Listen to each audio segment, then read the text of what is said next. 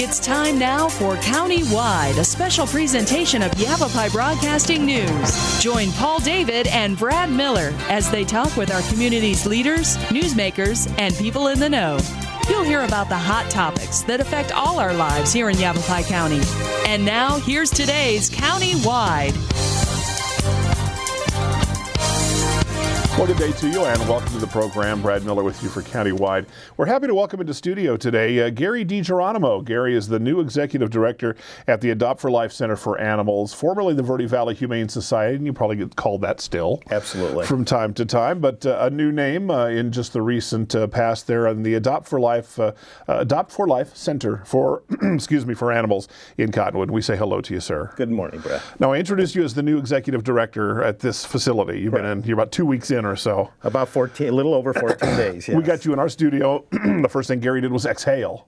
Finally, you get a moment away from it all, and I can only imagine what it's like to jump into a new position like that and get rolling. But you're certainly not new to this business and your love for animals, and I'm assuming that's what kind of drove you to this thing. Tell me a little bit about Gary DeGeronimo. Okay. I have about 25 plus years in the animal world.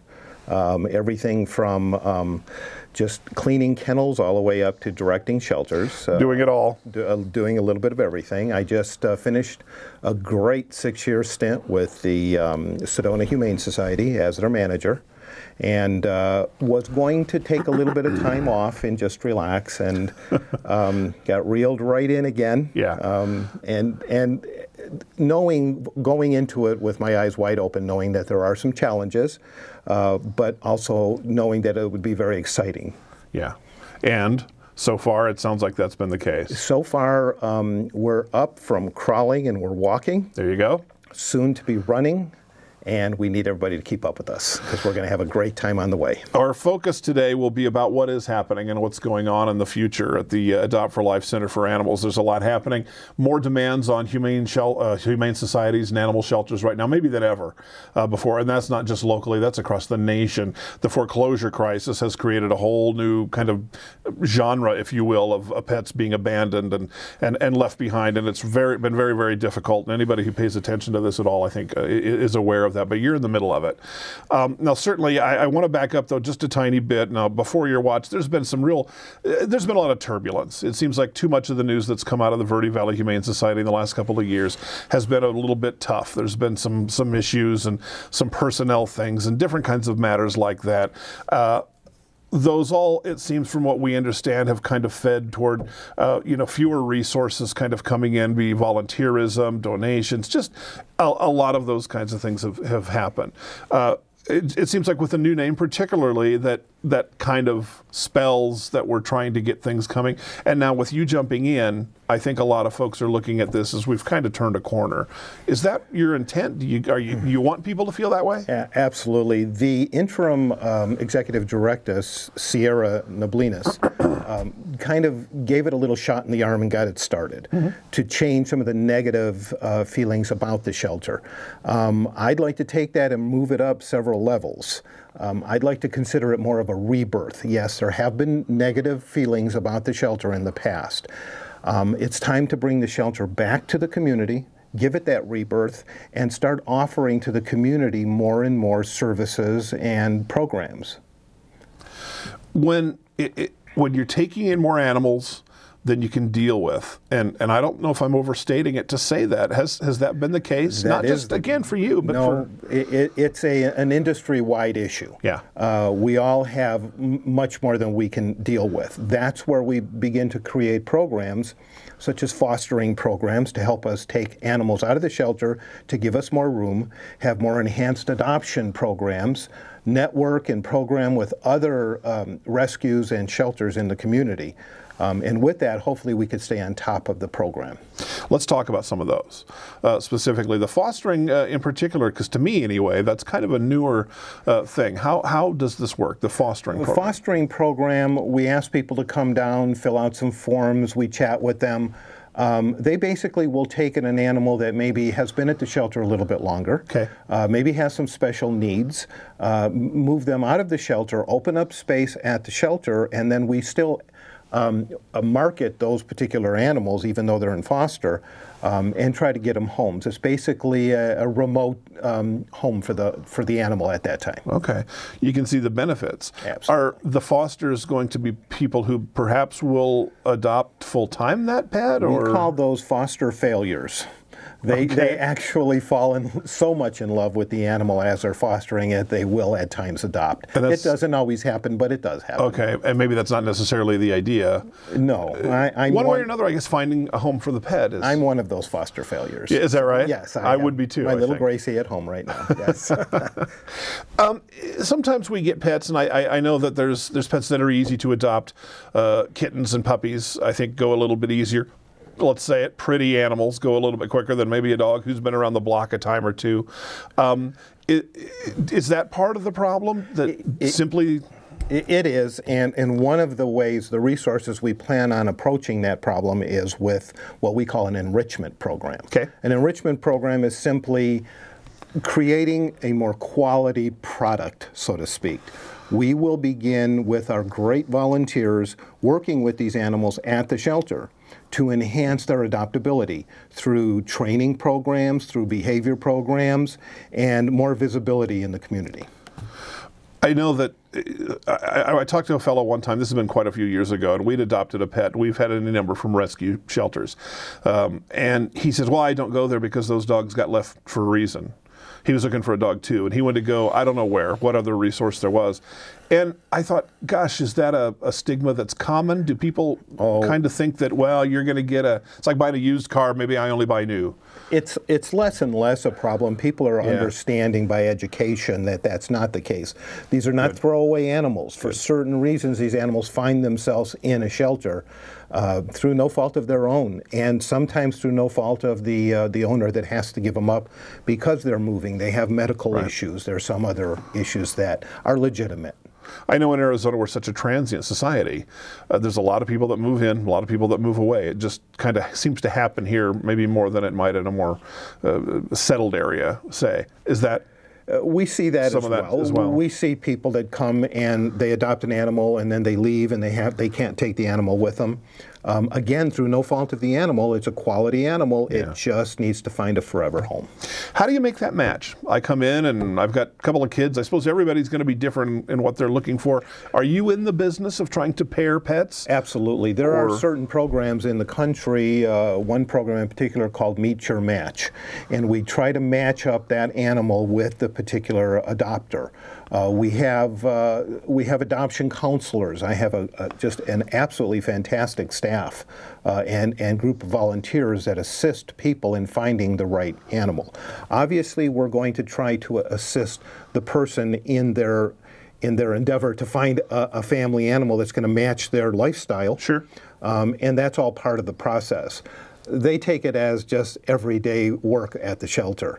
But it is really unique because they do truly look into the reasons why they're adopting, their home life, their lifestyle, to make sure that someone who is just very active may need to find a dog that matches their lifestyle, an active animal. Right. An older dog, maybe for someone who is more sedentary and stays at home all the time. Right. Those are the type of things that our people look at all the time. Just some common sense, but maybe things that you don't think of.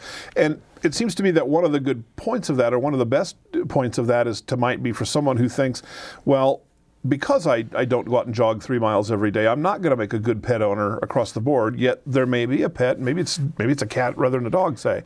But it seems like that for most lifestyles, you'll likely be able to find a pet, and maybe that's a bad reason for people to put off if they want to adopt. Absolutely, and we actually encourage people to come back several times. If they see someone, an animal that they're really interested in, come back several times, meet the animal, make sure there's that match and you've thought it out. We want people to really think it out rather than just to impulse adopt. Right. Yeah, that can lead to difficulties. Can lead to the animal returning, which could then create more problems for the animal. You bet. Okay. Good conversation, and there'll be more to come. Some events as well, and Gary will lay those out for us. Gary DeGeronimo, the Executive Director of the Adopt for Life Center for Animals.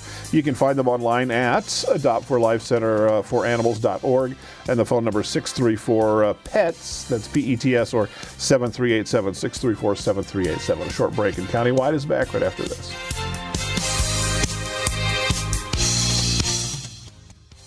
Here in northern Arizona and throughout Yavapai County, people count on Orkin Pest Control.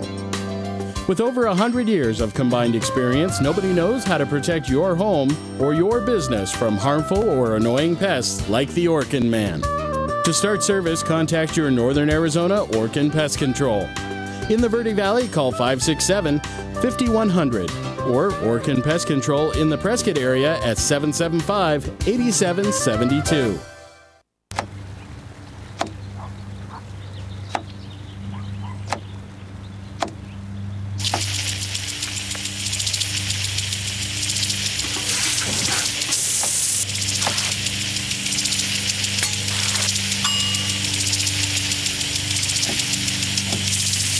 Clean kitchen surfaces, utensils, and hands with soapy water. 1 in 6 Americans will get sick from food poisoning this year. Keep your family safer. Check your steps at foodsafety.gov. If you're looking for a new pet that your family will cherish every day, consider adopting from a shelter. Shelters are the best places to find a new pet. That's where you'll discover healthy, loyal, and loving animals, eager to become a part of your family. A person is the best thing to happen to a shelter pet, so bring home your new buddy today. To find out more, visit theshelterpetproject.org. Hey, honey. What's up, buddy? Honey? I think he's been smoking pot. Call 911. It's okay, Joey. I'm here. Can you hear me, son? I'm right here. Are you with Is he me? breathing? He's not responsive. Hello? Honey, give me a steak knife and a ballpoint pen. What are you now, doing? Step. I'm gonna do mouth to mouth. No. You know lots of ways to help your child, but do you know what to do if they're using drugs? The partnership at drugfree.org can help.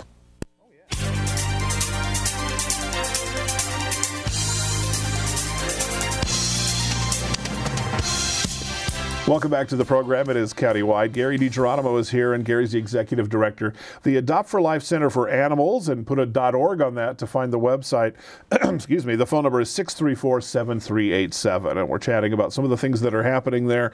And it sure sounds like a lot of things are in the offing. Some events coming up. We'll talk about those in a moment. Special needs pets you mentioned in the first segment. What do you mean by that? Can you help me? Sure. Special needs pets could be anything from a dog who perhaps is becoming a little depressed in the cage at the shelter, and we notice this. Okay. They would do better in a home setting. Special needs might be an animal that needs special medical care that could be better given in a home setting rather than in a shelter. On occasion, we will have a behavior issue that needs to be addressed. That is better in a foster setting with assistance from the people at the shelter, but rather than being in such a hectic lifestyle of a shelter, better suited in a home to address some of these special issues that they may have. I guess we kind of don't think about that we think that every pet that ends up at the shelter, let's say a dog, for example, is going to be the same dog that he or she was when they were with the family, and we don't kind of think about what the effect of being in the shelter itself and the time there will have. And I don't know if we can apply it to ourselves, but who'd want to be in a cage for? We actually try to educate people on an adjustment period that happens after an animal leaves the shelter. There's usually anywhere from a couple weeks to a couple months of that animal coming from an environment to a hectic environment into a nice peaceful environment. Animals, dogs in particular, are creatures of their environment. Right. When you move that environment from one setting to another, they can have reactions to that. There's ways of dealing with that and helping them through the adjustment period. Yeah. Given how busy you are, how far along can you hold, the owner's hand? I mean, we'll be there for them as long as they need us. Yeah. Oh, absolutely. Yes. If it's for the sake of the animals staying out of the shelter, coming back to us, these are some of the programs we'll be offering in the future. Are behavior hotlines, resources for people to call and get their questions answered, and we'll talk more about that. That's all part and parcel of the job. Okay. Sure. How do you acquire animals? Do people dump them off? Dog catchers from the communities? All of the above. Yeah. The animal control officers in the different communities will bring them to us in the Verde Valley. owners that, as I say, for whatever reason, either moving or foreclosures or whatever, we like to set up so that we could manage the intake and the population. We sometimes ask them to hold on to the animal for a week or two, right, so that we can be more aggressive with our adoption process, right, clear up some space to bring those animals in. We don't want to turn anybody away. So we're starting with a program of setting up a waiting list if someone is going to bring in an animal. Now, we're not encouraging people to bring us animals. Right. We will try to help them first by giving them whatever resources we have in the way of training or behavior issues. But if worse comes to worse and we have to take in those animals, we will ask them just to be a little patient with us and help us so that we can help their animal get a good home. Is there such a thing as a typical reason someone might bring in, say a dog, let's use dogs for the examples here today, that someone might bring in a pet? You mentioned behavior issues. Generally it is behaviors. The dog's jumping up, he's running out the door, he's not listening. Those are problems that we have solutions for. I was going to say, those aren't dog problems. Yeah, no, those well, are owner, aren't they? Generally, yes. It's just, and it's not so much a problem that the owner has, it's just the owner doesn't have the tools to work with it. Right. We want to give them those tools. We want to help them with it so that animal stays in the home and not come to the shelter. It seems like if the owner has a good understanding, a thorough knowledge of what they're getting into, almost every dog is going to be a keeper. Almost every dog could be, yes. You've got a training background. I mean, yes. Isn't that blend not just matching the pet because he or she's pretty? Correct. I've had a situation where someone pulled in the parking lot, brought in the dog, said, I need to turn in the dog. I said, why? Because it's jumping up on me. So we went out into the parking lot. I gave a few tips on how not to let the dog jump up. She got back in the car, never seen her again with the dog. Yeah. So those are the type of things we see all the time. And I guess the moral of that point, and because I think it's a pretty good one, if too many animals are turned in or brought to the shelter or wherever that shelter may be, because of these kinds of issues, there's very often help for that. Oh, absolutely. I mean, it sure sounds like it. Yeah, these are some of the resources that in the rebirth of the Adopt for Life Center for Animals will be offered to the community. Will be given back to the community. We will tell the community, this is your shelter. We want you now to come to us, and we will help you as we're supposed to as a community animal facility. That needs to be part of it. Back when I was saying, geographically speaking, how big of an area does your shelter serve? I'm still getting a handle on that, okay. but I can tell you it's the Yavapai Apache Nation. That is part of our area. Okay. The city of Cottonwood, obviously, Clarkdale, and so much of the Verde Valley. Okay. There are boundaries where animal control kicks in and the city kicks in, and I'm working on it. Okay, all right. There's going to be ways you can help Gary do his job over there and the good volunteers, and we'll talk a little about that and some of the special events coming up. Our guest today, Gary DeGeronimo, Executive Director, Adopt for Life Center for Animals in Cottonwood, 634-7387. Another short break. Countywide's back after this. Here in northern Arizona and throughout Yavapai County, people count on Orkin Pest Control.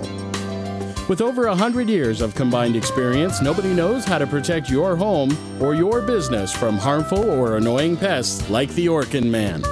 To start service, contact your Northern Arizona Orkin Pest Control. In the Verde Valley, call 567-5100 or Orkin Pest Control in the Prescott area at 775-8772. Packers. Vikings. Packers. Vikings. Vikings. Red state. Blue state. Vegan. Carnivore. We come from different places. Uptown. Downtown. Optimist. We come to different conclusions. Half empty. Half full. But when we live united, we create real, lasting change in the building blocks of life. The education, income, and health of our communities, our families, united. Even the person next to us. Live united. Real change won't happen without you. So give, advocate, volunteer, live united. Sign up at liveunited.org.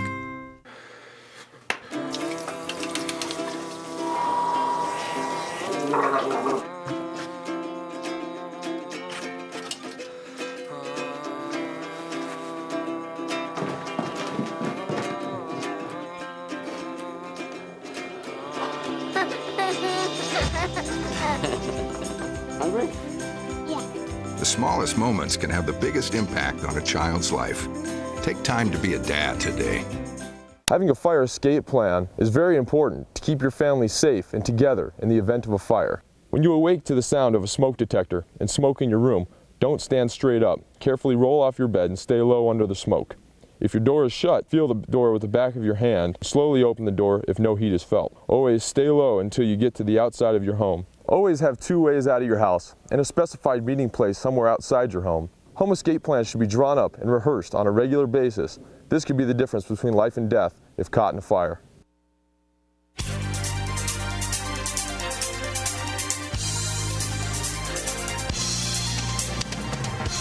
Again, welcome back to the program. It is countywide. Gary DeGeronimo, Executive Director, Adopt for Life Center for Animals. Put a .org on the end of that, and you'll find them on the web. 634-7387 is the number. Some events are coming up that'll help people acquaint themselves with your organization. Let me run through them real quickly for you. Okay. On March 3rd will be our kickoff open house. That's Saturday, March 3rd, from 10 a.m. to 3 p.m. over at the Adopt for Life Center for Animals facility.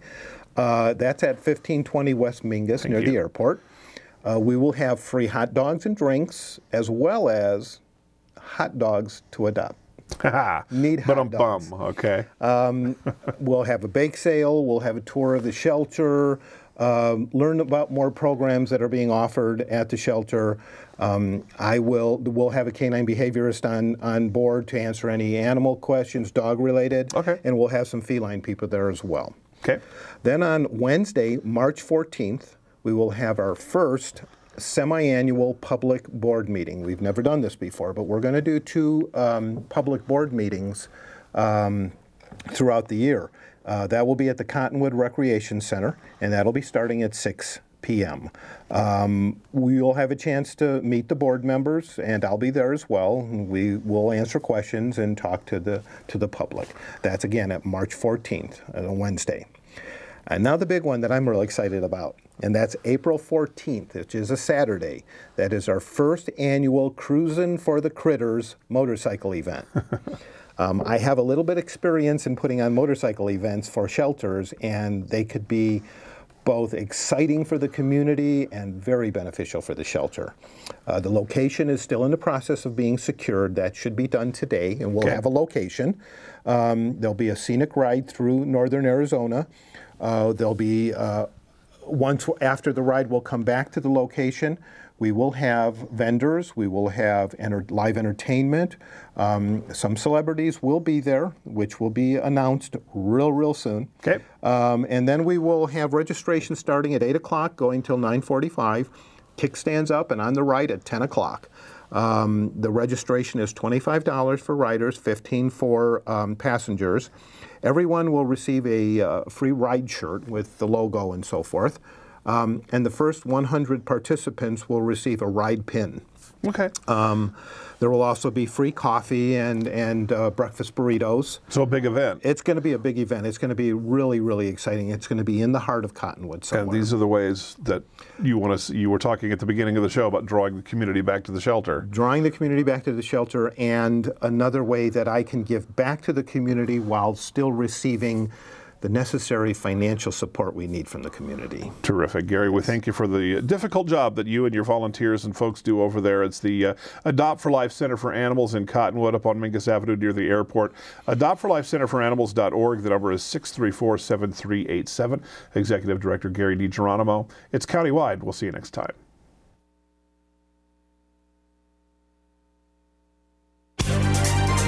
This has been Countywide, a special presentation of Yavapai Broadcasting News.